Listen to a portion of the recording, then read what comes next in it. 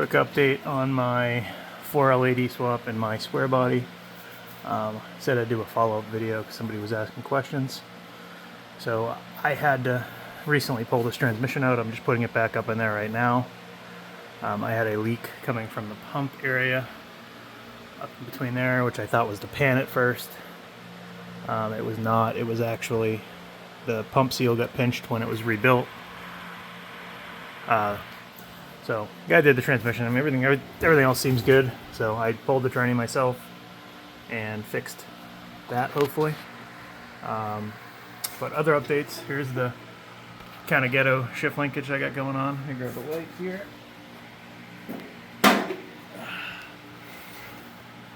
So instead of welding something, I just used a fine thread collar that I found online, and then used a bolt to give it the proper length. That way I wasn't cutting and welding anything. So that worked out fine. Factory mount here from a square body or a GMT 400 truck, it doesn't matter, same part number. Here's the adapter. This is from a, call it a 99 to 07 classic 2500 HD 4L80E to probably 240 something transfer case. It's the one most common that people use. Kind of up in here, this is the harness for the four-wheel drive sensor. I had to extend that. I used just some weather pack connectors that I had, so I didn't have to cut and splice anything. Did not have to clock the transfer case. I'm still waiting to do a front drive shaft. Flywheel is from like a 94, 95 GMT 400 truck. So it uses 6 bolts. Dipstick tube I used was one from Summit Racing. I would highly recommend not getting that one because it fits like shit. Cooler lines on an early transmission. I just bought the cheap Amazon lines, ran them up along the top of the frame rail here and up into my cooler.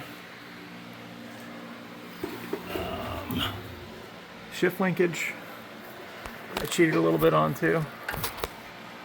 This is the factory linkage. I moved that over, as you can see by the bolt holes. Just kind of measure and drill.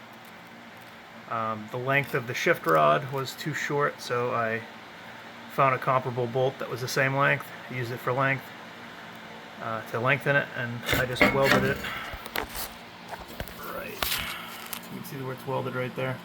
Painted over it. Works fine. I've been driving it. Like what else? Drive shaft, actually, oddly enough, was the right length. Somebody must have shortened this one at some point, or it's not the right shaft. Not quite honest to be sure. Not sure to be quite honest, because I never owned the truck for its entire life.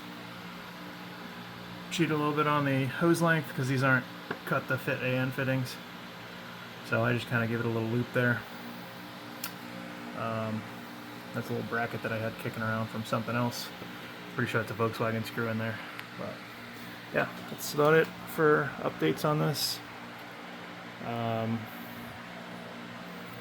Hopefully I don't have no more leaks after changing out that pump seal. So good luck with your swap.